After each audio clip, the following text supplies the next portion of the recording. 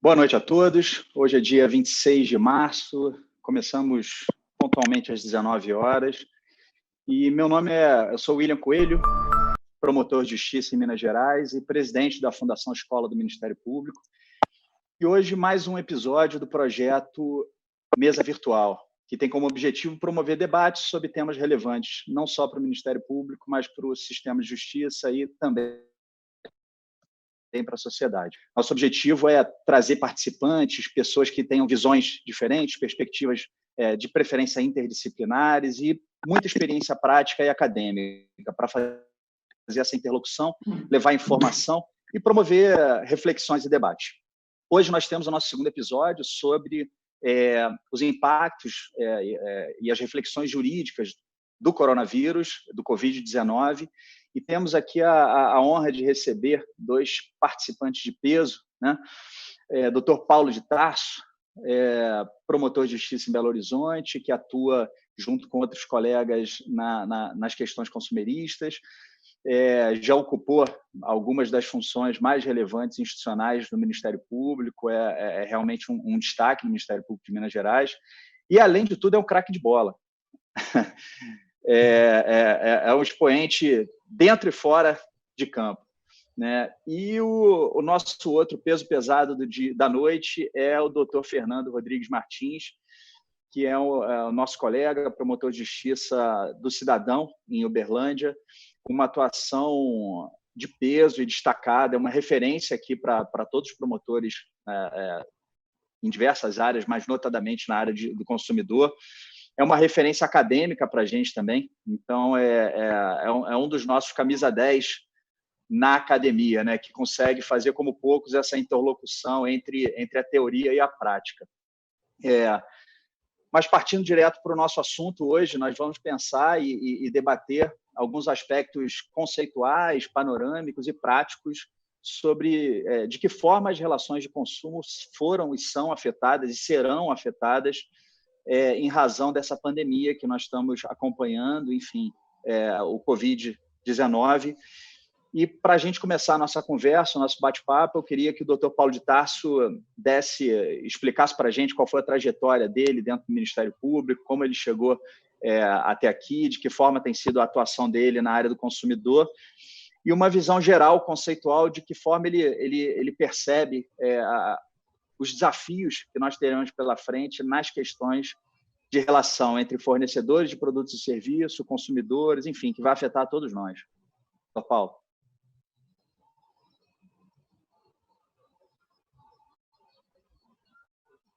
Você tem que ligar o som, Paulo. Para não cometer as gafas, a gente tira, né? Mas boa noite, doutor William, doutor Fernando Rodrigues Martins. Em primeiro lugar, eu gostaria de agradecer o convite, parabenizar a iniciativa da Fundação Escola Superior do Ministério Público de Minas Gerais pela iniciativa. Coincidência ou não, no momento em que nossas vidas estão voltadas para o interior de nossas residências, né? É importante a gente ter uma ferramenta tão contundente de alcance nas discussões dos diversos temas que a gente pode se propor a falar. Então, eu fico muito orgulhoso de integrar uma equipe de profissionais que pensam dessa forma, e a presidência do William na Fundação tem conduzido a outro patamar, e é por isso que eu parabenizo e agradeço também por oportuno aqui o convite que me foi feito. Eu acredito que não estou à altura desse convite, não, especialmente tendo em vista o colega aqui que está ao nosso lado, William, um dos grandes, se não um dos maiores, ou o maior expoente na matéria de defesa do consumidor nesse país, que é o nosso querido Fernando Rodrigues Martins. E queria te dizer que o que eu percebo, né, você me pergunta da trajetória, eu que acabei de completar um mês, 25 anos de Ministério Público, uma evolução muito grande, né? Hoje a gente está falando aqui 3 pessoas e se comunicando com mais aí todos os ouvintes, todos os espectadores aí que estiverem nos acompanhando, a quem também do boa noite. e a gente vê uma evolução muito grande, né? Uma ferramenta agora nova à nossa disposição.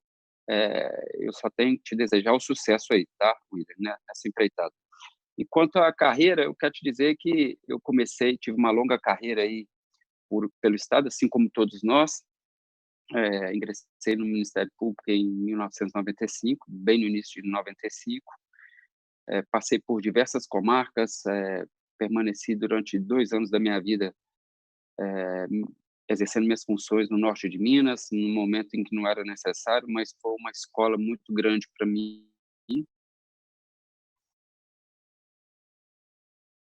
enriquecedores humanos, do quão importante é o Ministério Público em determinados locais, a nossa inserção social, como ela é representativa demais. Depois passei pelas comarcas de Itaguara, Abricampo, finalizei o interior com Itabira, por onde permaneci cerca de 8 anos, e posteriormente vim para a capital, onde passei por alguns órgãos administrativos, como assessoria jurídica do Procurador-Geral de Justiça, posteriormente auxiliei na chefia de gabinete, até que em 2007 assumi a chefia de gabinete, com o interregno dos anos de 2013 e 14, com um lapso aí, né, de 2013 e 14, retornei em 2015 e 2016, de onde saí para minha promotoria de titularidade aqui na capital, que é a 14ª Promotoria, com atuação na esfera do consumidor. Tem uma área bem delimitada entre nós aqui na capital, e eu atuo na área de serviços. No que tange especificamente aí ao tema, nós vamos assistir, eu acredito, que nós viveremos daqui para frente um cenário completamente novo e desafiador nas relações, especialmente nas relações de consumo. Todo normativo que temos e de que dispomos, ele foi feito dentro de uma lógica de funcionamento do sistema, como garantia fundamental, que é a tutela do consumidor. Ela tem que ser uma viga mestra no nosso trabalho, mas uma nova ordem, como eu estou falando, está se colocando. E esse vai ser o desafio, a nossa compreensão em torno dessa lógica.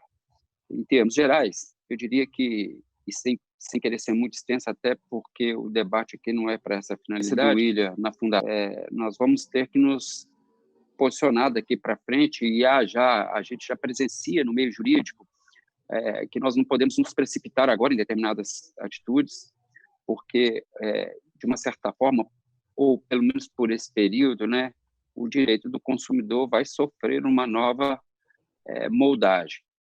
E é com esse pensamento, nesse tom que eu acho que a gente deve conduzir nossos trabalhos aqui, de tentativa de levar à sociedade o maior número de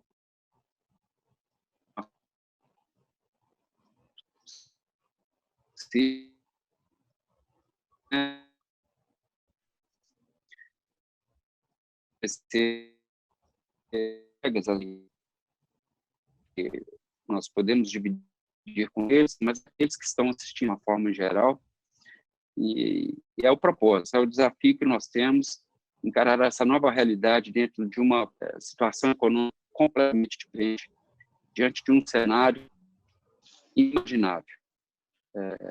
E é com esse viés que eu pretendo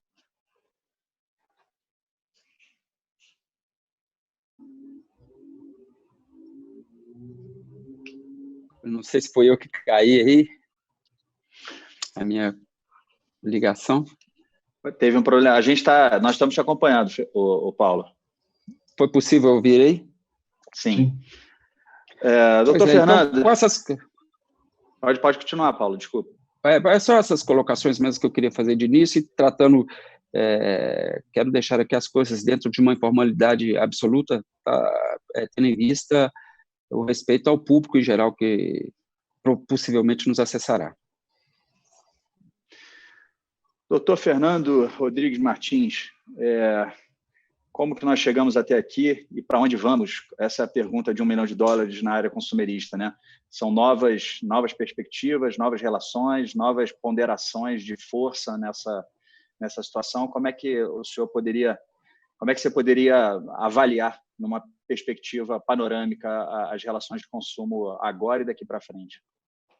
Bom, primeiro, boa noite. Boa noite, Paulo de Tarso. Boa noite, Dr. William, colegas do MP, o Douglas, que está administrando essa mesa. Douglas é essencial, porque ele é o TI da mesa, e sem o TI nós não conseguimos fazer o diálogo. Eu gostaria de deixar, inicialmente, uma perspectiva de elogio para a Fundação Escola Superior do nosso Ministério Público e ao colega William.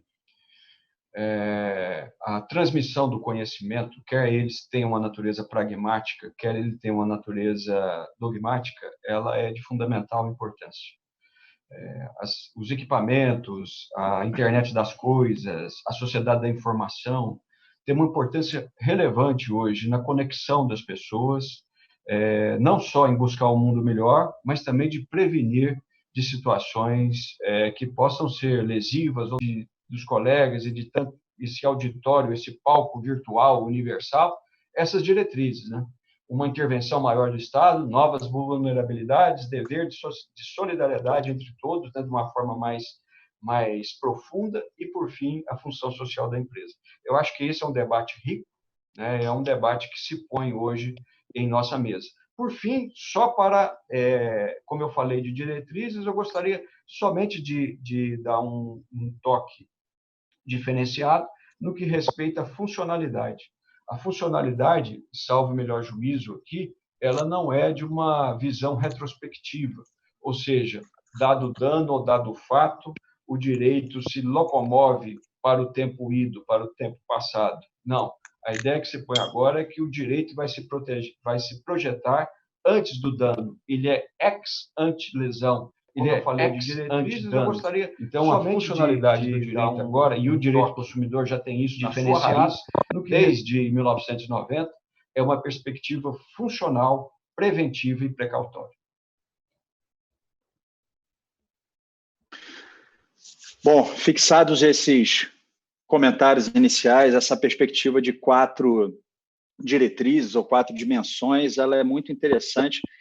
E o nosso Congresso Nacional conseguiu, em tempo recorde, dar uma resposta normativa, né, enfim, e o trabalho agora da nossa academia dá densidade e profundidade para essa nova legislação.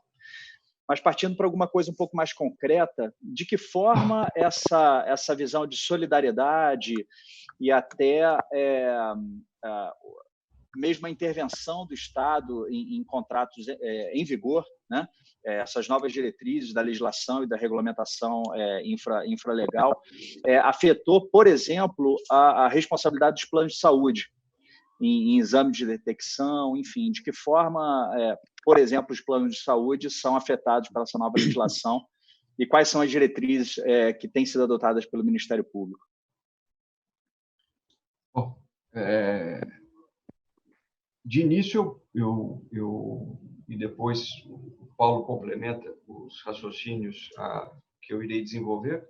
De início, é importante dizer que a própria ANS editou a RN 453, que determina aos planos de saúde que perfaça ali todos os caminhos essenciais para detectar o paciente que esteja com Covid-19, ou seja, que ele esteja diagnosticado.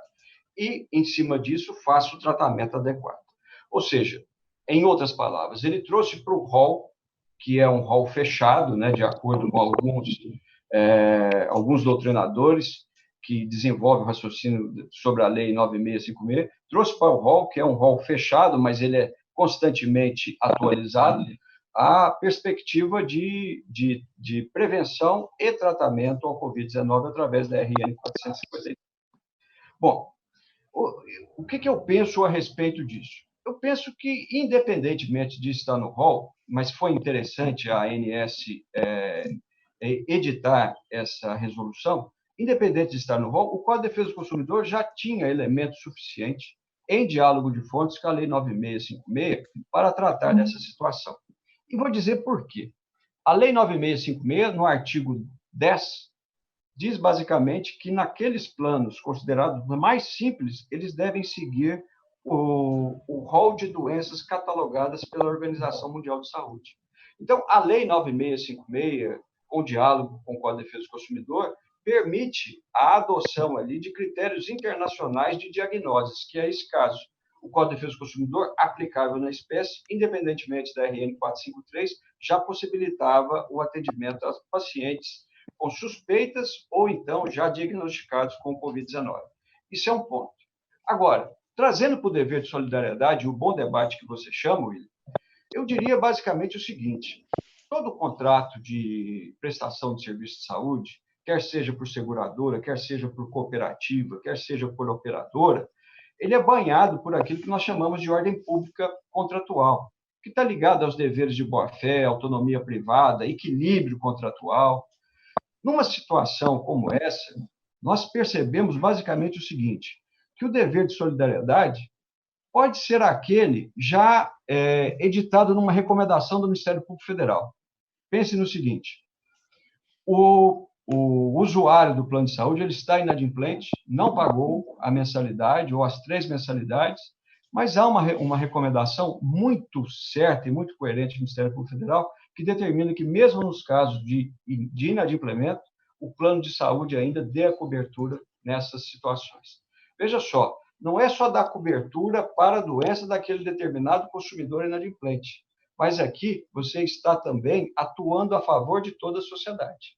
Isso é muito importante, né? Então, essa é uma demonstração do dever de solidariedade.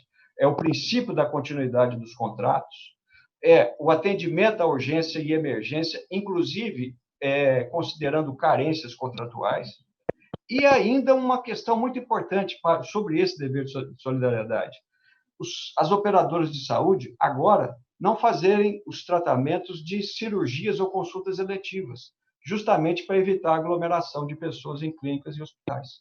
Então, assim, nós temos aí um passo avançado, né, e uma clara demonstração dos deveres de solidariedade no que respeita a esses contratos de saúde que nós entendemos como contratos existenciais.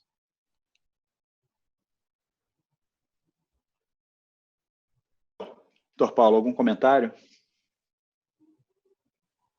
É sobre a questão relativa aos seguros de vida, né? A maioria dos seguros tem uma cláusula lá que discrimina, né, isenta de responsabilidade as seguradoras no caso de pandemias. E são cláusulas, claro, os contratos são de adesão, e elas estão postas aí, a gente já começa a verificar um cenário de questionamentos em torno dessas cláusulas, que dentro disso que você está se pronunciando aí, Fernando, talvez seja possível amoldar a mesma questão relativamente a essas cláusulas. É uma questão que ainda está incipiente, né, pouca discussão, mas eu já fui acionado informalmente por questões dessa natureza.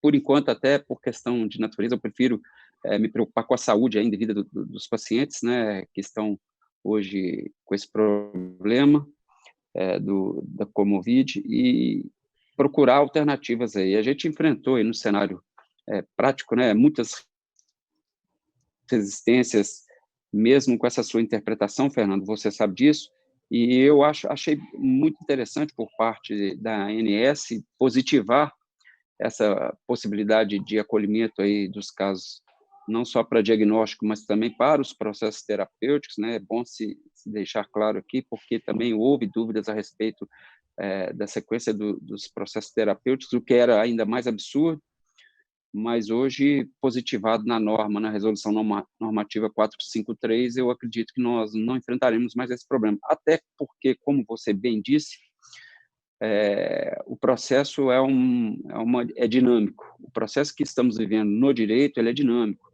E a cada dia temos que nos conformar, né, em relação aos fatos e a adequação do direito para poder entregar um melhor esclarecimento à sociedade. E, nesse sentido, é lógico que eu subscrevo aí tudo que você disse com relação à interpretação daquilo que poderia ser discriminado principalmente os planos de saúde e cooperativas aí em relação à questão da Comovide.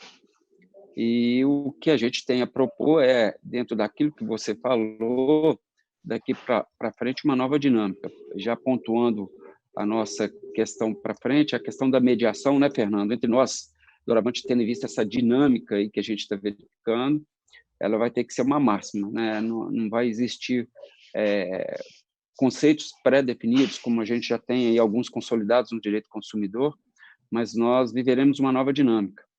E eu entendo e sempre vou direcionar todas as minhas manifestações nesse sentido, tudo aquilo que até hoje fiz, para o caminho da mediação como a escolha do melhor caminho, partindo de todos os princípios que formam a relação jurídica, né? O princípio da boa-fé, do equilíbrio, e todos esses aí vão nortear também as nossas questões daqui para frente em termos de mediações práticas, né? Porque afloram aí, você deve ter recebido aí, Fernando, e o William, talvez por não ser da área, não ter conhecimento, mas como às vezes promotor de justiça que também desenvolvendo suas atividades aí aqui na Grande Belo Horizonte também deve ter notícia disso, são inúmeras as reclamações nos diversos segmentos. E nós vamos ter que ter uma serenidade para saber conduzir isso, porque há um colapso geral do sistema econômico, pelo menos por hora, de alguns setores. Por exemplo, o setor de turismo no Brasil, que em 2018 respondeu por 8,7% do produto interno bruto, esse ano não sabemos o que vai ser e qual que vai ser o tratamento que nós vamos dispensar em termos das relações de consumo a esse setor.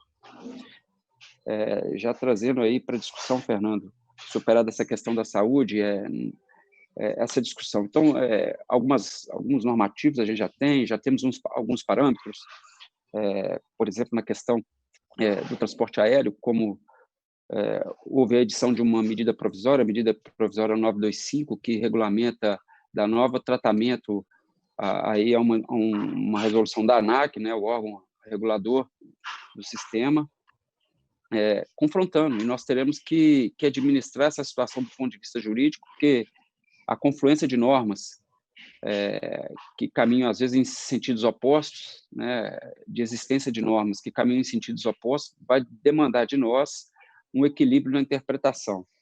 E, dentro desse parâmetro, eu acho que houve já algum progresso. O Ministério Público Federal e a Associação Brasileira das Empresas Aéreas celebrou um termo de ajuste de conduta que permite aos usuários, aqueles que adquiriram determinadas passagens aéreas, a renegociar com as empresas, especialmente, dentro do contexto que eu diria da mediação. Por exemplo, os usuários do transporte aéreo terão a possibilidade de remarcações gratuitas e até o ressarcimento. Essa hipótese mais drástica, aí dentro de um princípio que eu também queria frisar, Fernando, não vou muito me colocar na questão técnica, mas que vai atribuir uma solidariedade na relação contratual, uma maior ênfase à solidariedade na relação contratual, que é a possibilidade dos cidadãos, aí, dos passageiros, nas hipóteses de cancelamento, arcarem com as circunstâncias contratuais, ou seja, vai prevalecer as regras da contratação. Se não havia a possibilidade de reembolso de nenhuma parcela, essa não será devida pelo transportador aéreo. E são circunstâncias que, em condições normais, de uma economia, de um processo de economia, de processo normal social, nós não teríamos essa situação talvez tão definida em termos de um problema de outra ordem que não fosse um problema absoluto, como é a pandemia, com controle direto, inclusive de isolamento por grande parte da população, se não toda. Então, é nesse aspecto, Fernando, que eu destaco uma daqueles ingredientes que você trouxe aí dentro da nova ordem, que é essa questão de a gente, de doravante, nós temos que funcionar como os mediadores, né, dentro de uma perspectiva mais ampla, como conciliadores dessa nova ótica de interpretação do direito consumidor. Eu particularmente concordo. Eu acho que, aliás, o meu gabinete a forma de trabalhar, eu digo meu gabinete porque eu tenho a posse, né? E uma posse precária, porque o meu gabinete é do Estado, né? Digo dessa maneira porque eu estou promotor de justiça. Mas, de qualquer forma, eu acho a proposta do Dr. Paulo de Tarso corretíssima. Eu acho que é só com base na consensualidade. Se não conseguirmos, é um passo adiante perante o judiciário. Mas quando a gente não consegue e manda para o judiciário, isso demonstra a nossa falta de habilidade, porque nós estamos transferindo o problema do Ministério Público para o Poder Judiciário, sendo que nós temos conhecimento bastante, né? Nós temos experiência bastante para tentar resolver essa situação, esse conflito. Eu só acho que eu gostaria de fazer algumas ponderações. Uma situação como essa é uma situação de frustração do fim do contrato, do interesse contratual. Por que eu falo a frustração do fim ou do interesse contratual? Porque o passageiro ele já não quer mais viajar, então a opção dele certamente não é, talvez, ter um voucher para uma próxima viagem. O que ele quer, na realidade, é a restituição da quantia paga, né? Numa situação como essa. A grande maioria, o grande peso dos consumidores que tinham viagens já marcadas, o que eles desejavam justamente era o quê? A restituição. Agora, se formos levar isso a ferro e fogo, sem o que o Dr. Paulo de Tarso corretamente disse, nós certamente levaríamos muitas empresas à bancarrota, né? Porque, na realidade, as empresas aéreas elas funcionam de um ponto de vista de circulação de riqueza, esses contratos, né? Basicamente assim que funcionam. São contratos de leasing, que eles adquirem as aeronaves, e daí é toda uma circulação econômica com os consumidores comprando passagem, e assim ela sobrevive, né? Evidente que existem grandes empresas, né, que contêm grandes investimentos, mas numa situação como essa, e é isso que eu gostaria de dizer, especialmente para os consumidores que são da minha região aqui do Triângulo, é uma situação de anormalidade. E numa situação de anormalidade, tudo se interpreta também de forma anormal, contudo com a previsão do ordenamento jurídico, né? Então, a interpretação que nós temos que ter está presa no ordenamento jurídico, mas tem que ser aquela que faz com digamos assim, com o perfil da normalidade, ou seja, as circunstâncias alteradas. Então, muito embora o governo não tenha editado até agora nenhuma legislação favorável ao consumidor, é bom que se diga para essa situação como está, né? Nós estamos vendo que o que está prevalecendo é o nosso Código de Defesa do Consumidor, com seus 30 anos, mas ainda um jovem Código de Defesa do Consumidor, com força para resolver situações. E dentro desse conflito, a melhor situação que se põe é a situação do consensualismo. Então, acertou o Ministério Público Federal, né, juntamente com as empresas aéreas, em buscar um denominador comum.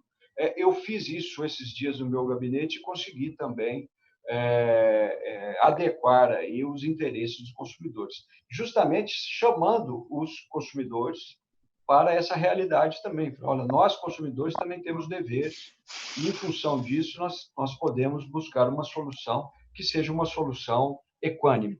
Só volto a insistir que o que nós não podemos aceitar das empresas aéreas é a falta do dever de informação, é a falta do esclarecimento, é a falta da busca de uma solução harmônica e de boa-fé.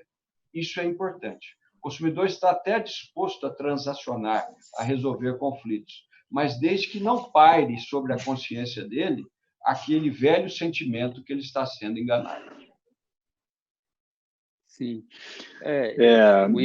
Eu posso extrair aí, talvez, da fala do Fernando e do Paulo, que o paradigma da consensualidade, que já tem sido transversal em todo o nosso ordenamento jurídico, né? Na área que eu atuo mais, que é de combate à corrupção, já demonstrou sua utilidade nas operações recentes e está avançando no direito penal, na improbidade administrativa, mas agora ele talvez realmente seja colocado à prova numa potencial, enfim, num potencial volume enorme de demandas consumeristas, né? E pelo que eu estou entendendo, o Ministério Público exerce essa função de articulador qualificado para tentar equilibrar os interesses e as perspectivas numa nova ordem vinda dessa pandemia. E esse exemplo desse termo de ajustamento de conduta do Ministério Público Federal com as companhias aéreas, ele é muito paradigmático, ele é muito simbólico. E eu queria ouvir a opinião de vocês de que forma os interesses caminham para se acomodar em algumas outras relações de consumo, sejam relações de prestação continuada ou relações em que se consumam num único ato, por exemplo, escolas, academia, ou hotéis talvez sigam um pouco a mesma linha de companhias aéreas, enfim, queria saber outros segmentos aí que afetam a maioria das pessoas, né, afetam a todos nós, enfim, eu estou com 3 filhos agora, as relações com a escola são permanentes e duradouras, né, vai demorar bastante tempo aí, com longas relações consumeristas com as escolas. O que vocês pensam a respeito dessas outras relações?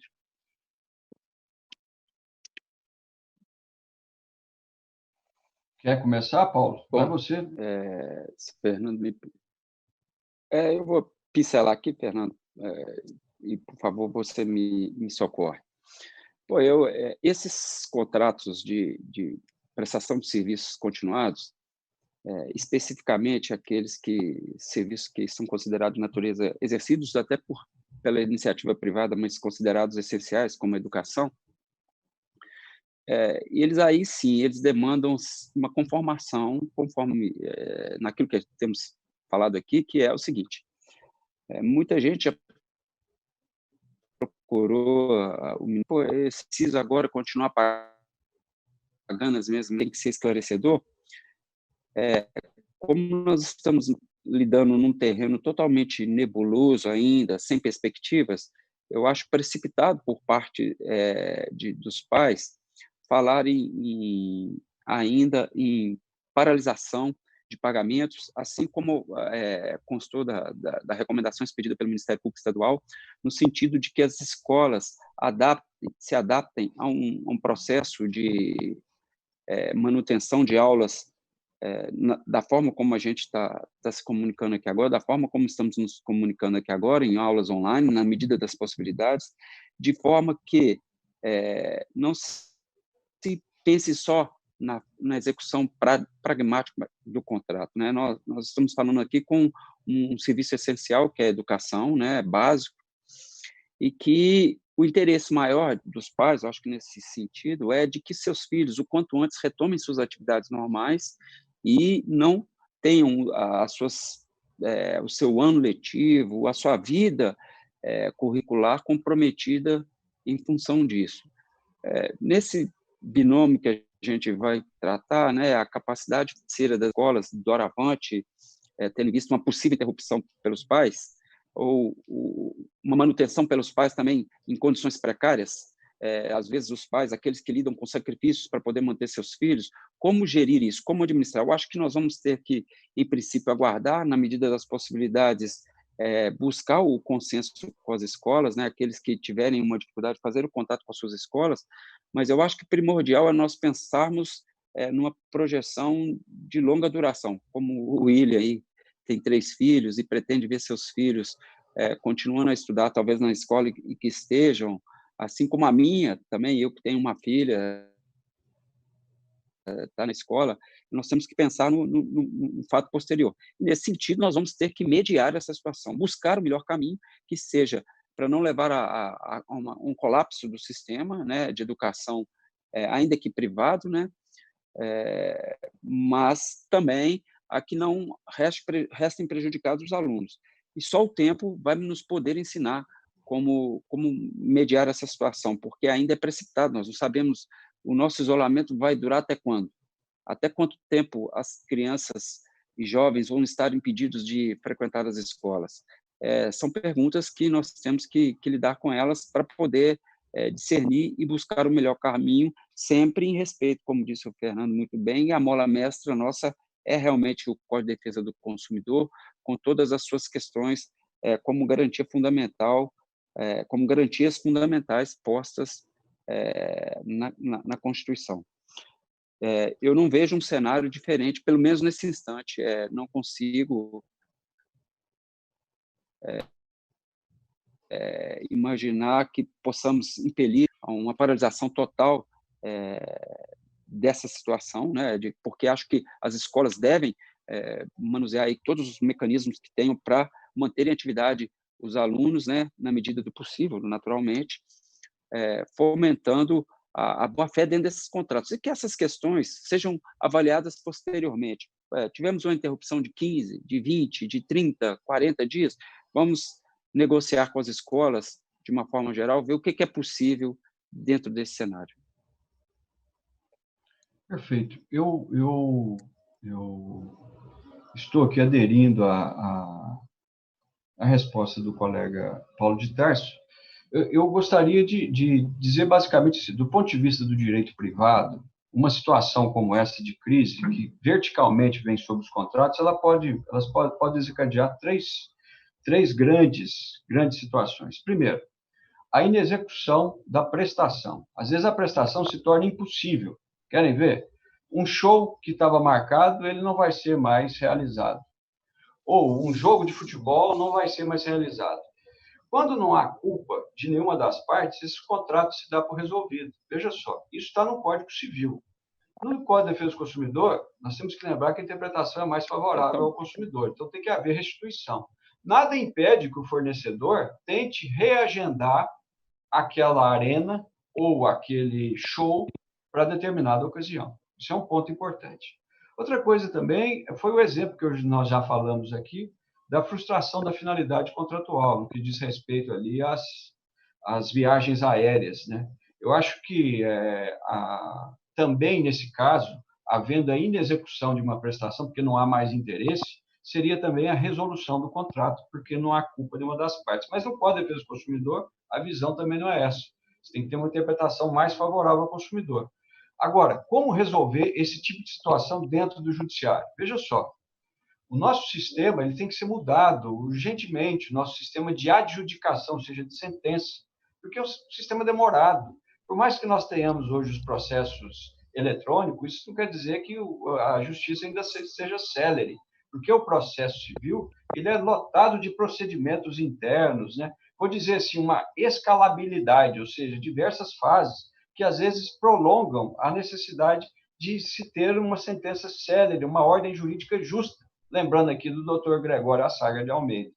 Então, basicamente, o que eu tenho que dizer é que esse sistema nosso é um sistema ainda bastante, digamos assim, feudal, no que respeita a igrejas. Parece que os tribunais e as procuradorias ainda têm uma visão da necessidade de adjudicação, sendo que os modelos, o William sabe muito bem disso, que os modelos de ajustamento de conduta, de mediação, de conciliação, respondem melhor inclusive, a indenizabilidade de famílias, como no caso de Brumadinho, digamos assim. E, por fim, o que resta para a gente de um terceiro modelo são as revisões contratuais. Agora, o problema dessas revisões contratuais, que o Código de Defesa do Consumidor tem na sua base, que é o artigo 6º, inciso 5º, como direito básico, é o seguinte, a quantidade de revisões que devem ser feitas. Nós temos uma orientação nossa no PROCON hoje, que é a continuidade dessa prestação de serviço das escolas privadas. Mediante o quê? Mediante as plataformas digitais. As plataformas digitais, na realidade, são a grande resposta para esse público, para que eles aproveitem o semestre, para não perder o semestre, para que possam ir para o semestre seguinte.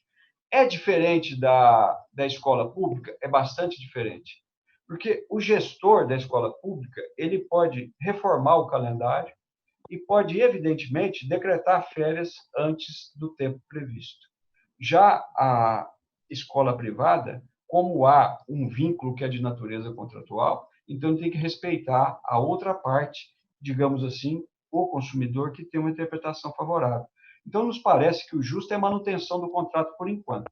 Se o semestre ele restar perdido, aí nós poderemos partir para uma outra deliberação. Há um projeto de lei, eu gostaria de falar isso para todos, que está tentando diminuir em 30% o valor das mensalidades escolares, justamente por conta dessa situação. Mas eu não acho que isso seja a melhor solução por enquanto. Acho que as escolas têm que se preparar em plataformas digitais e mandar e continuar a semestralidade, o aproveitamento. Chamo só a atenção, meus queridos colegas e caros ouvintes, para a questão dos contratos essenciais. Aqui em Uberlândia, nós fizemos isso pioneiramente e depois o Estado aderiu e agora a União. Nos casos de inadimplemento de pagamento de serviço de água e energia elétrica, agora não vai haver a suspensão do serviço. Isso é muito importante dizer para todos. Nós fizemos essa recomendação aqui, no começo criticado, e agora com plena adesão do governo estadual, do governo federal, o município já tinha aderido. E eu falo isso, que isso é de uma importância muito grande, que isso não quer dizer que esses órgãos vão perder o crédito deles, eles vão poder cobrar. O que eles não vão poder fazer é retirar a prestação de serviço de água e energia elétrica por conta do inadimplemento. Então, aqui nós estamos diante daquilo que nós chamamos de patrimônio constitucional, patrimônio mínimo ou patrimônio máximo, que deve ser preservado entre todos nós. Se me permite, Fernando, nesse sentido, nós também fizemos uma recomendação em caráter geral para as empresas prestadoras de serviço, especialmente a Copasa, aqui em Minas Gerais. Fizemos também para a CEMIG e, para nossa até felicidade, surpresa, positivando tal situação. A ANEEL, né, veio depois emitiu aí em reunião extraordinária, deliberou pela impossibilidade de ruptura dos contratos de fornecimento de energia elétrica por 90 dias. Então, como a gente tudo está acontecendo dentro da dinâmica que a gente está colocando o tempo todo. Acredito, até por um princípio de solidariedade maior, inclusive dos fornecedores, estamos assistindo aí coisas que talvez num cenário de normalidade, Fernando, nós teríamos muita dificuldade em conseguir, né? Eu vou me permitir aqui uma penitência, porque eu também pensava como você, houve positivamente alguma parte de uma agência, houve algo positivo por parte de uma agência reguladora, que foi essa questão de estabelecer aí a impossibilidade do corte de energia elétrica no prazo de 90 dias.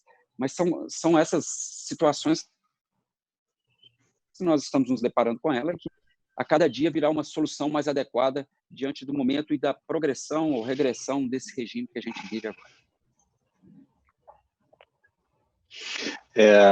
Eu vou passar para vocês algumas perguntas que estão sendo feitas pelos colegas que estão nos acompanhando pelo YouTube. O Ulisses Couto faz um questionamento interessante. Ele menciona que existe a MP que disciplinou o setor aéreo, né? Enfim, os conflitos relacionados às companhias aéreas, mas que o setor rodoviário continuaria confuso. Se não seria também oportuno um termo de ajustamento de conduta, participação da NTT, ou uma associação que represente, ou o próprio Ministério Público? Eu queria perguntar essa para o Dr. Paulo de Tarso.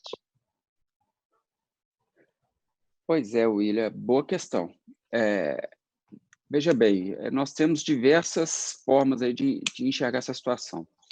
No que tange ao transporte coletivo, urbano, os municípios estão regulando da forma que lhes convém e respeitado aí a manutenção do serviço. O que nós temos visto é isso, uma manutenção do serviço. Claro que isso, do ponto de vista objetivo, vai gerar algum impacto no setor, né? A gente vai ter uma tarefa posterior de brigar pelo respeito ao consumidor no que tange a possível processo de revisão tarifária. Quanto ao transporte intermunicipal, nós temos algumas reclamações já de que há uma redução no transporte, até porque a gente não há uma organização, não há uma simetria de atitudes no que tange as ações de prefeitos. Por exemplo, a gente assistiu prefeitos aí impedindo determinados tipos de transporte, não podem entrar na cidade. Então, essas situações caberia, sim. Eu acho que, dentro do que você está falando, a NTT regular, né, de forma a organizar de forma sistêmica todo o processo, porque nós, até por uma questão de avaliação do contextual, talvez soframos um processo maior, porque é uma demanda maior que dificulta até o nosso trabalho em termos de execução para o Ministério Público Estadual. Mas é uma questão de fundamental importância. O transporte continua sendo de fundamental importância. Eu tenho questões pontuais. nessa questão intermunicipal, mas tem. Com relação ao transporte urbano, o que eu posso dizer é que na região metropolitana de Belo Horizonte e na própria capital, não sei, diria o Fernando a respeito de Uberlândia, nós não temos tido problema com essa situação. Doutor Fernando, a Sabrina Proença, ela pergunta sobre a opinião dos participantes, aí eu queria saber a sua opinião, sobre o cancelamento de cirurgia eletiva. E se haveria algum tipo de conflito entre o direito do consumidor, a prestação de serviço e o direito da coletividade à saúde. Se nesse momento seria razoável ou não o cancelamento de cirurgias eletivas. Perfeito. Obrigado pela pergunta, Sabrina. Eu te digo que, quando nós iniciamos o debate, eu apresentei algumas diretrizes aqui. Essas diretrizes demonstram a maior, digamos assim, intervenção do Estado nas relações privadas, nas relações individuais. O problema que se põe agora é a funcionalidade do direito de uma forma de prevenir. Prevenir o quê? Prevenir novos contágios. O contágio para o idoso, você imagina, ele tem uma chance de mais ou menos 30% de óbito. Vou te dar um cenário daqui de Uberlândia. Uberlândia é uma cidade que tem uma estrutura hospitalar considerável, né? Evidente que precisa muita coisa melhorar, mas é uma estrutura hospitalar considerável, inclusive com a participação do Ministério Público, independente de gestão de prefeito, sempre o MP acompanhando essa estrutura hospitalar. E o que é importante dizer é o seguinte, que nós devemos ter aqui, atualmente, não mais de 60 respiradores para uma população de 70 mil idosos. Então, é o seguinte, se considerarmos que esses idosos vão ficar doentes concomitantemente, nós vamos ter que escolher qual deles tem que morrer primeiro, em primeiro lugar. Então, o cenário é drástico, é horrível. É esse cenário que está acontecendo na Itália. Perceba. Então, quando eu digo da boa nova da sociedade de informação, é justamente antecipar o caos para nós. E está antecipando o caos que está acontecendo na Itália e trazendo a possibilidade de que nós, brasileiros, assumamos um compromisso maior com a dignidade da pessoa humana, que é a raiz do Código de Defesa do Consumidor, né? Então, para tal, o que é a cirurgia eletiva? É aquela que pode ser prorrogada, aquela que pode ser remarcada, é aquela que não tem nenhuma urgência, é aquela que não está ligado a parto, é aquela que não está ligada a uma doença crônica.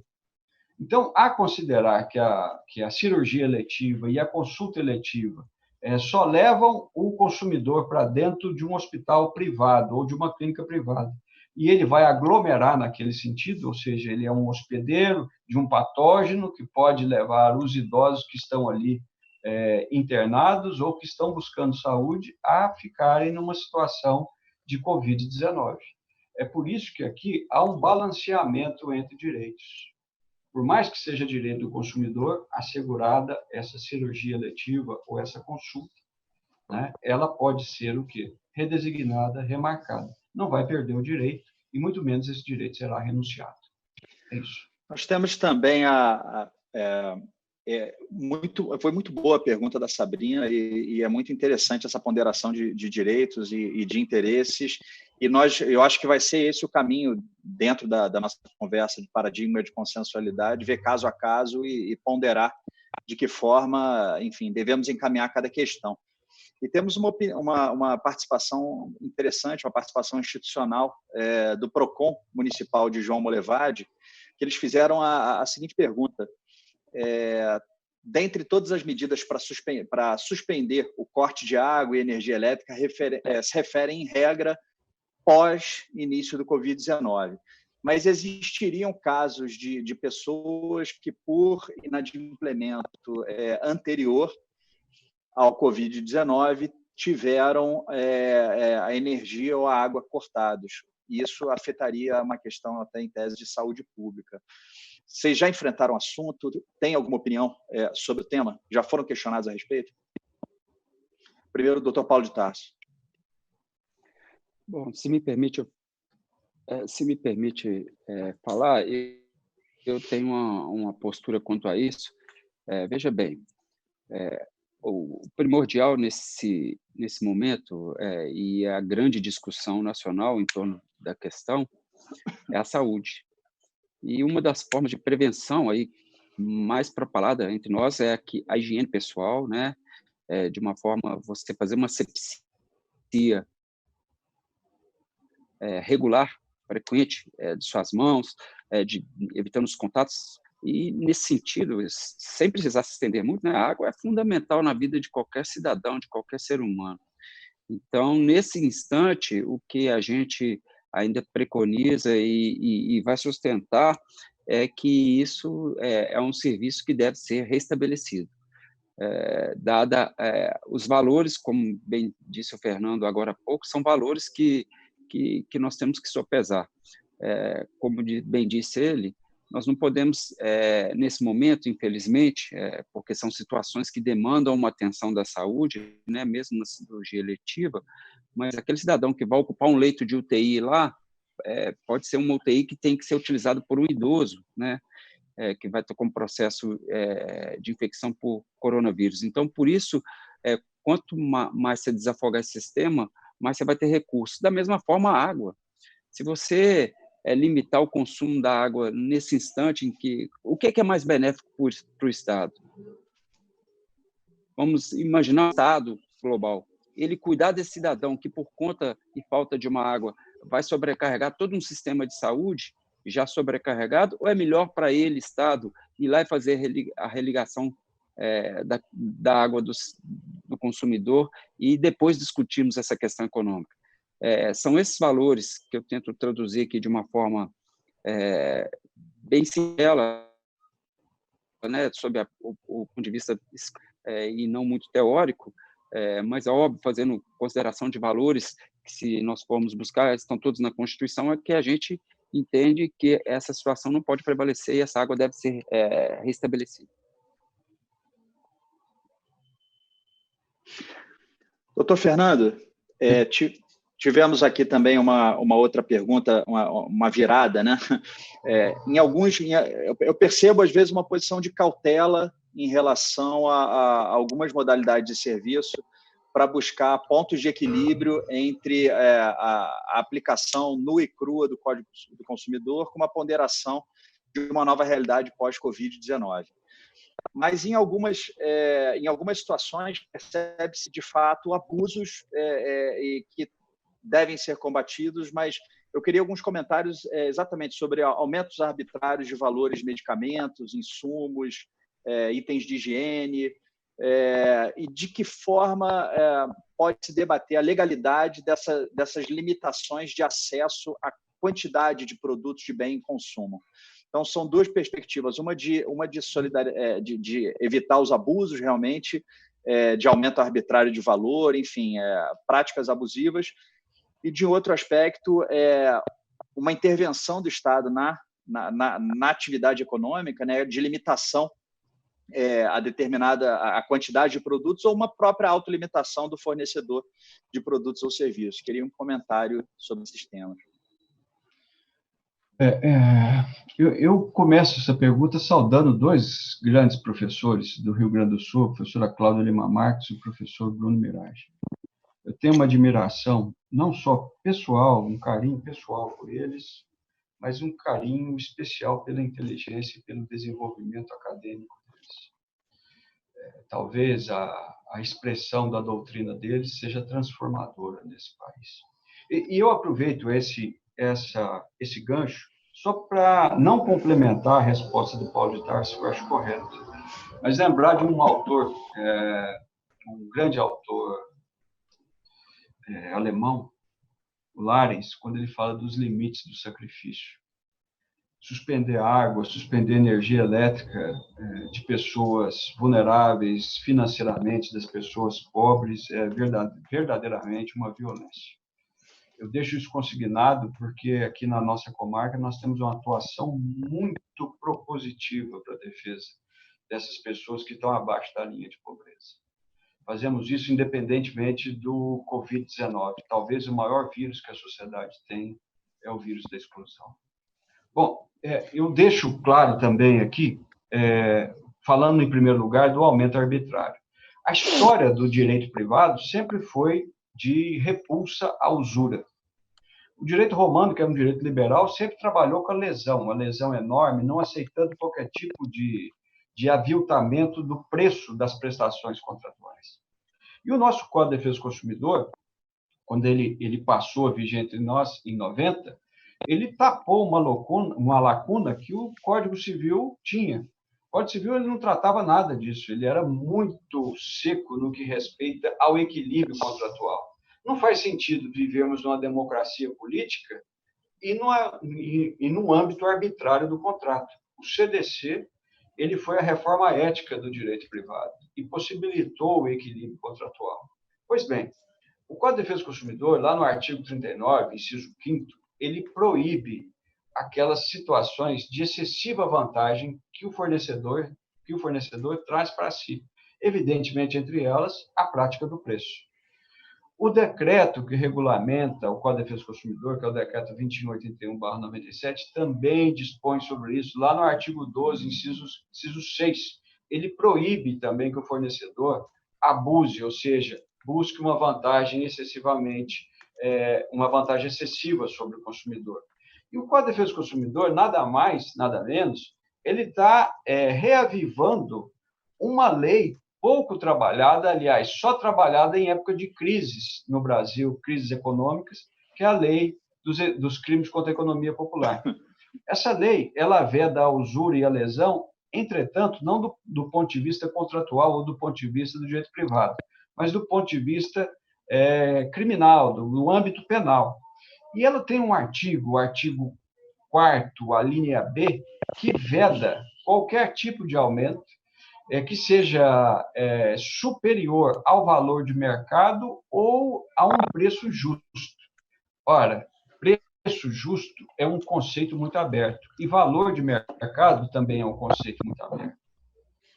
Eu, por exemplo, eu entendo que preço justo, nessa situação de crise, é o preço mais favorável ao consumidor. Eu, particularmente, compreendo dessa forma. Bom, o que acontece? O STJ e os tribunais de justiça, inclusive do Rio Grande do Sul, do Mato Grosso, me parece que o nosso também de Minas Gerais, ele estabelece um limite para entender o que é um preço abusivo em épocas de crise. É aquele preço que ultrapassa 20% do preço de compra do fabricante. Então, esse seria o limite.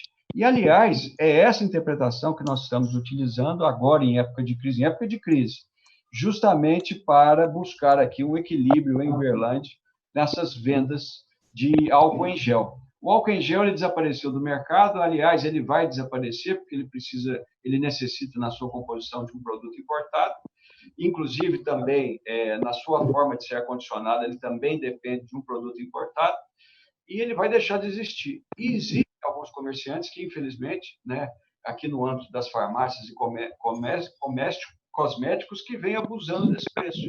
Então, aqui nós temos tido uma atividade muito proativa, inclusive do ponto de vista do encaminhamento dessas pessoas à Polícia Civil para fazer o TCO. E que está servindo de exemplo para Minas Gerais inteiro, como uma forma de vetar. Então, eu volto a insistir. Aqui não há nada de uma compreensão subjetiva do que seja aumento abusivo. Nós estamos trabalhando com o precedente do STJ, com o precedente do Tribunal de Justiça de Mato Grosso, com o precedente do Tribunal de Justiça de Minas Gerais e do Rio Grande do Sul. Ou seja, aquilo que ultrapassa o preço de compra do fabricante e distribuidor em 20% seria considerado abusivo em épocas de crise. Então, essa a nossa posição, é uma posição que ela é regional, ela é mineira, digamos assim. Esse que seria o aumento arbitrário. Agora, falando do outro ponto de vista da pergunta, que seria a possibilidade de se fazer racionamento de produtos. Ora, os produtos de natureza essencial, eles servem justamente para aquilo que nós dissemos anteriormente, que é o mínimo ou máximo existencial das pessoas. Esses produtos essenciais estão ligados a alimentos, a prestação de serviços de transporte, medicamentos, fármacos, água, energia elétrica, telecomunicações, E hoje me saiu uma medida provisória curiosa, que colocou até a religião como uma essencialidade, justamente para não haver, dentro de um ponto de vista aí político, ele não é jurídico, obviamente, para não haver fechamento de cultos. Mas veja só, onde tem aglomeração de pessoas, isso é um risco, né? Mas, de qualquer forma, o racionamento ele é permitido pelo Código de Defesa do Consumidor. Por que ele é permitido? O artigo 39, inciso 1º, ele não admite a limitação de estoque, a não ser que tenha justa causa. E esse justa causa está ligado, evidentemente, ao interesse público, que é maior que o interesse privado do consumidor nesse momento, ou seja, a possibilidade do consumidor ter que construir com o seu dever de solidariedade a repartição desses bens essenciais.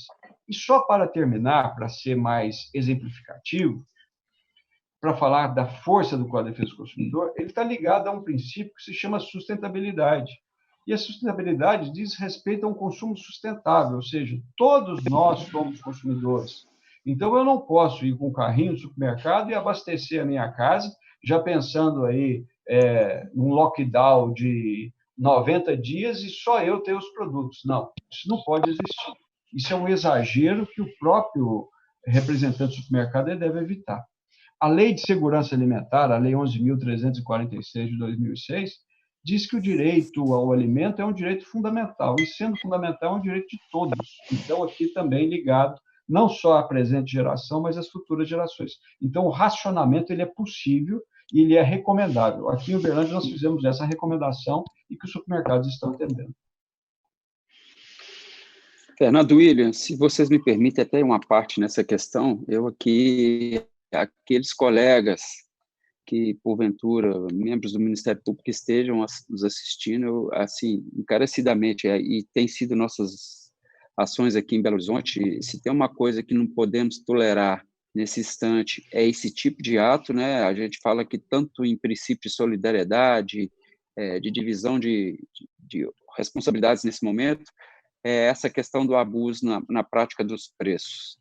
Nós temos tomado aqui medidas enérgicas, a promotora de justiça que atua na área aqui tem tomado medidas enérgicas, como o Fernando, as tem tomado também o Uberlândia, e a gente, eu gostaria bem de frisar para os colegas a questão da seara criminal, como bem disse aí, está previsto lá na lei que define os crimes contra a economia popular, mas a gente tem também a questão da atuação na esfera administrativa, que com a aplicação de diversas sanções, que já multa até a possibilidade de estabelecimentos. Então, nesse sentido, eu assim, incito os colegas mesmo, nessas hipóteses, instaurarem também não só o aspecto criminal, mas os procedimentos administrativos correspondentes, porque no artigo 39, inciso 5º, e no 10º do Código de Defesa do Consumidor, deixa bem claro, o fornecedor que exige uma vantagem manifesta,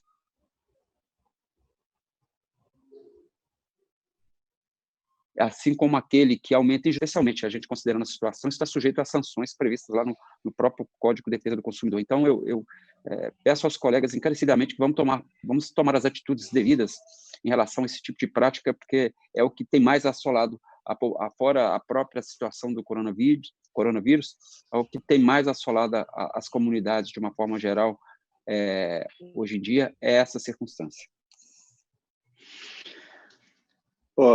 Uma última pergunta para nós caminharmos já para as considerações finais.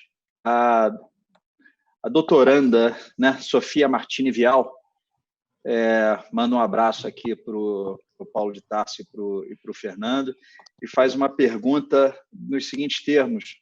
Fernando, hoje a Alemanha aprovou a lei que possibilita aos consumidores suspenderem pagamentos das suas hipotecas.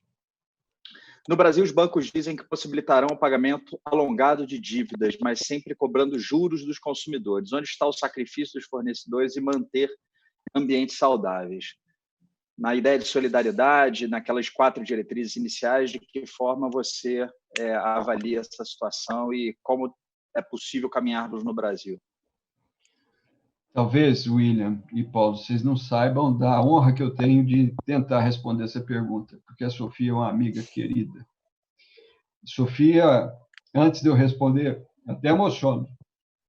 A Sofia é uma guerreira. Se todo consumerista do Brasil tivesse a militância que a Sofia tem, o direito consumidor do Brasil ele seria o mais copiado do mundo. Já é no Japão, mas certamente a Sofia é um exemplo para todos nós. Um exemplo. Um beijo, Sofia. Obrigado pela sua pergunta. Tanto a Alemanha como Portugal, ao contrário do Brasil, estão investindo nos consumidores, né? Ou seja, ao invés de ter uma medida schumpeteriana e falar o seguinte, a empresa é que vai salvar o mercado, eles estão com uma perspectiva mais keynesiana, ou seja, eu vou investir no consumidor para que o consumidor ele possa alavancar o mercado. Essa é uma visão excelente e uma visão que já serviu para salvar diversos países no mundo. Portugal agora abriu uma moratória de 6 meses para os devedores para os consumidores com financiamento imobiliário, e a Alemanha também. O que é triste é que, infelizmente ainda, apesar de todos os esforços, aqui eu destaco especialmente a Sofia e o senador Rodrigo Cunha, é um projeto de lei que está tramitando na Câmara dos Deputados, o 3515, que trata do superendividamento, que ele poderia ter sido aproveitado. Se ele tivesse sido aprovado, ele já estaria servindo a todas essas situações. Porque não há dúvida, com essa situação de fechamento de pequenas empresas, microempresas, haverá, evidentemente, um grande desemprego. E a solução para isso seria, evidentemente, o nosso projeto de lei de superendividamento, coordenado brilhantemente pelo ministro Herman Beigemann, pela professora Cláudia Lima Marques, dentre tantos outros atores dogmáticos essenciais para a construção de um direito privado democrático no Brasil, tanta contribuição que eles fizeram, infelizmente, esse projeto de lei até hoje não foi aprovado. Isso é ruim para a população, porque nós temos legislação para recuperar empresas, nós temos legislação que dá conta aí de subsídio para empresas, né? Nós temos um banco no Brasil que só serve para financiar grandes empresas, que é o caso do BNDES, e nós não temos no Brasil nenhuma legislação que alavanca a possibilidade de melhoria da qualidade de vida daquele que está em situação de extrema pobreza, daquele que está sobreendividado. Então, o Brasil perdeu essa oportunidade. Lógico que depois, quando nós retomarmos todo o controle da situação, esse debate vai voltar. Mas já seria de bom tamanho que ele estivesse vigente e que toda a nossa população já tivesse uma possibilidade de arrimo dentre essas circunstâncias tão nefastas que nós estamos passando agora. Haverá desemprego e esse projeto seria a solução para isso. Isso é um desperdício. Isso é uma violência parlamentar que se faz com o cidadão brasileiro. A Alemanha, que é um país rígido fiscalmente, né? Ele não gosta de ter grandes intervenções no mercado, né? Ele abriu o seu caixa para a população. Portugal, que é um país pequeno, fez a mesma situação, né?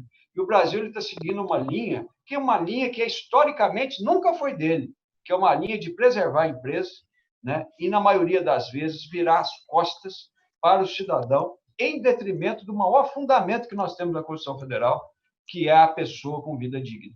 É isso. Fernando, brilhante Fernando, resposta. Você me permite... William. Pode ir, Paulo, desculpa. Por favor. Fernando, se me permite aí fazer até uma questão jocosa com a Sofia, e muito obrigado pelo carinho, Sofia. Se ela te emociona sobre a perspectiva pessoal aí, ela me emociona de uma forma negativa em relação a um sistema que, de uma certa forma, está blindado em toda essa situação que nós vivemos aqui no Brasil, que é o sistema sustentado aí pelos bancos. Eu não vejo, até agora, positivamente, nenhuma postulação alguma postura por parte da FEBRABAN que seja para atender aos brasileiros, a não ser a postergação de dívidas que vão continuar existindo, com aqueles spreads que a gente já conhece aí, que, como bem diz o promotor que atua na área aqui, financeira aqui em Belo Horizonte, é lamentável que a gente não veja uma ação mais positiva, nem nesse instante que a gente vive de pandemia. Eu só queria fazer uma colocação, se te emociona por um lado, para mim me deixa em uma outra situação em relação à questão de desconsideração com a sociedade, de uma forma geral, com o povo em relação a isso. Com certeza. Doutor Fernando, doutor Paulo de Tarso, acho que foi uma pergunta para fechar com chave de ouro da nossa colega lá, Sofia Martini Vial, que, como bem disse o Fernando, enfim, fez uma pergunta certeira e tem uma atuação bacana, enfim, destacada no Rio Grande do Sul. Salvo engano, ela foi graduada da Fundação Escola do Ministério Público lá no Rio Grande do Sul e hoje é acadêmica na Federal, no Rio Grande do Sul, né? Ela já é doutora, ela é grande doutora. Doutora doutora. na URGS. Na Federal também, no Rio Grande do Sul, não é isso? Bom, ex-presidente da Associação Brasileira dos PROCONs, não é isso? Sim, combativa, um exemplo para todos nós. Orgulho. Bom, caminhamos aqui para o final do nosso bate-papo qualificado. Enfim, não é surpresa, não foi nada menos do que a minha expectativa, que já era alta, da participação do Dr. Paulo de Tarso, Dr. Fernando Rodrigues Martins. E eu queria caminhar agora para o final, para cada um de vocês fazerem uma consideração final e também contar alguma perspectiva pessoal, de alguma curiosidade de que forma toda essa alteração de rotina, do isolamento social, enfim, de que forma o Covid-19 impactou na vida pessoal de vocês, das suas famílias, da vizinhança, da sua cidade, enfim.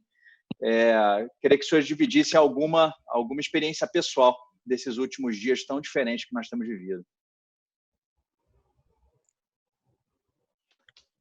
Doutor Paulo. Pois não. Então, eu aproveito aí mais uma vez para agradecer o convite ao doutor William, à Fundação Escola Superior do Ministério Público. Desejo sucesso absoluto e tenho certeza que isso vai ser a tônica com essa nova ferramenta para grandes discussões institucionais e a vida em geral das pessoas.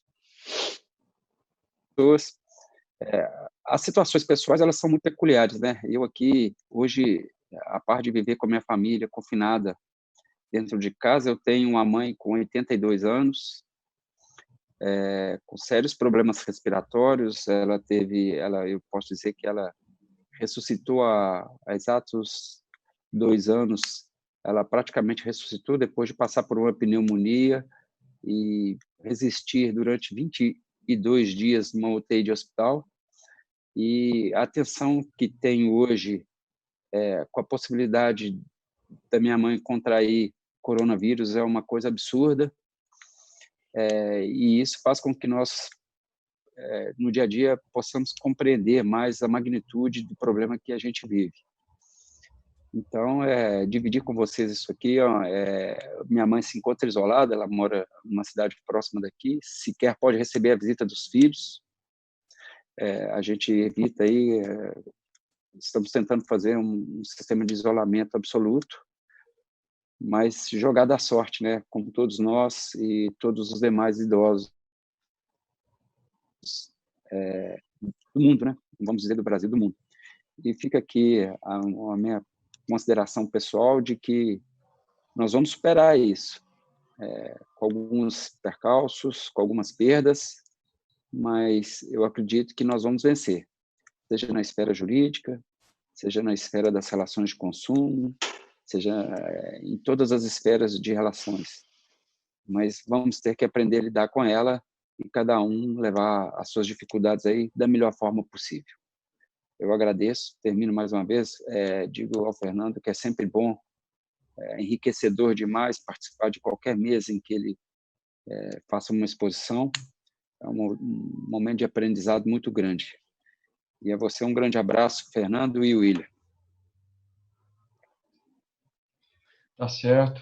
Que isso. A honra foi minha, Paulo de Tarso.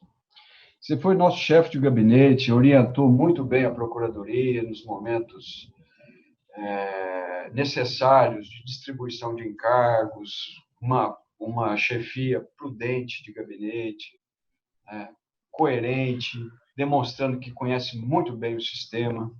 se merece, de minha parte, todos os encômios, é um grande promotor de justiça, não tenha dúvida disso, né? Não sabia que você era jogador de futebol, eu sou corredor de rua. Agora, saber que você era um bom jogador de futebol, aí já me deixou assim mais seu fã, porque isso é importante, né? Tem muita gente que se diz atleta, mas é fake, não é um grande atleta. Agora, quando o William diz que você é atleta, aí eu fico feliz.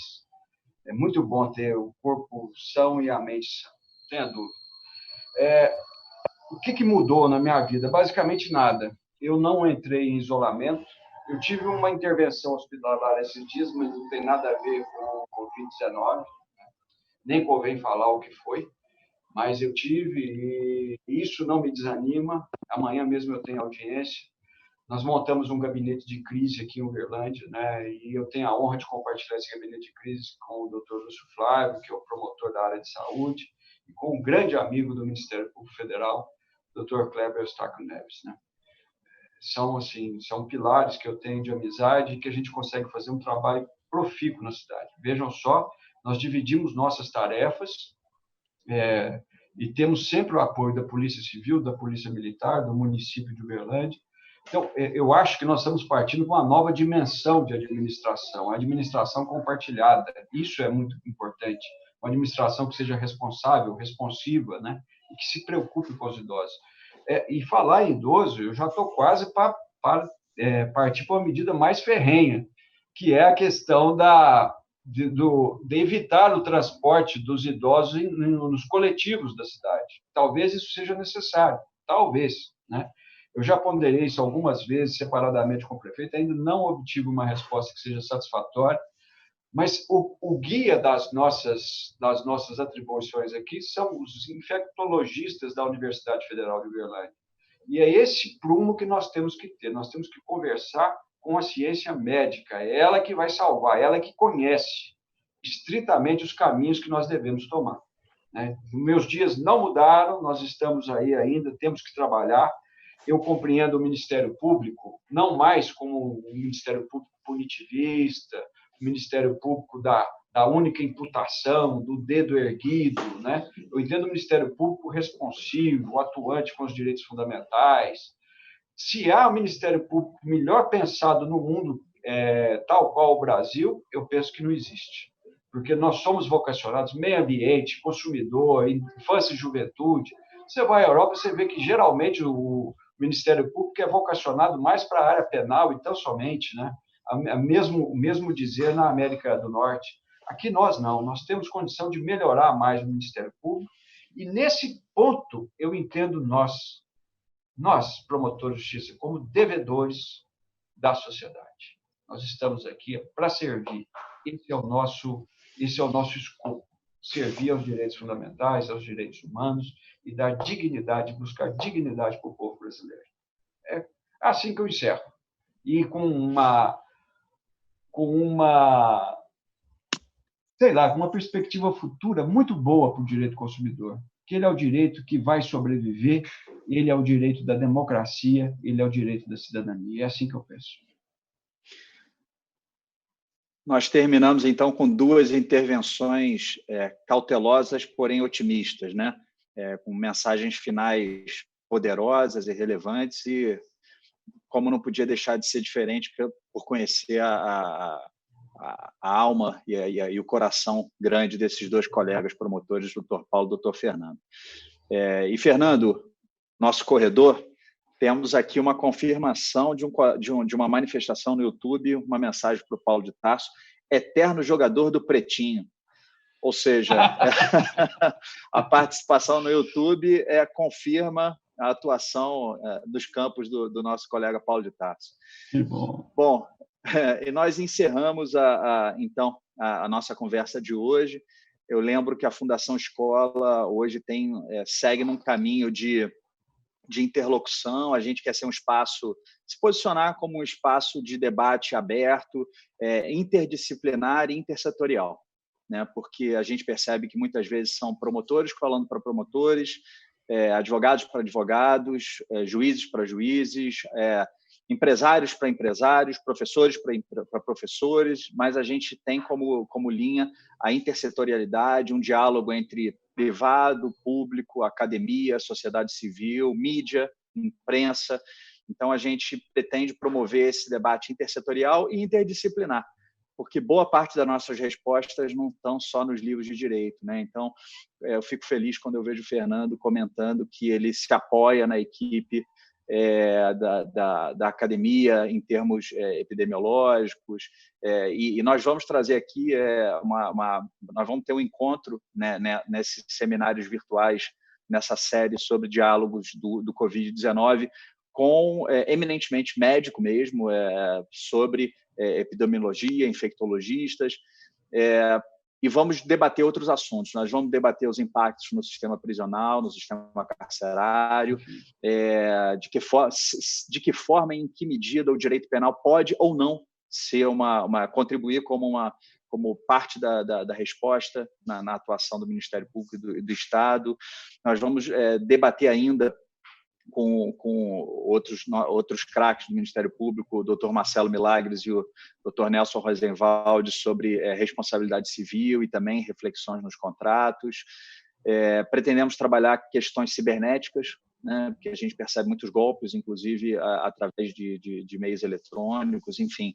Em tempos de crise proliferam oportunistas também, então a gente tem que ajudar a informar a população, informar sobre os canais de controle e de ouvidoria e de reclamações dentro do Ministério Público e de outros órgãos nessas questões cibernéticas. Enfim, temos muitos temas ainda para conversar, e esse espaço do Mesa Virtual está caminhando bem nesse início. Eu queria agradecer a participação dos dois e vocês compartilharem, inclusive, as suas histórias pessoais, que são muito ricas e ajudam a todos nós a enfrentar esse momento de isolamento, apesar da distância, esses meios tecnológicos estão aí para a gente avançar e conseguir trocar ideias e informar a população.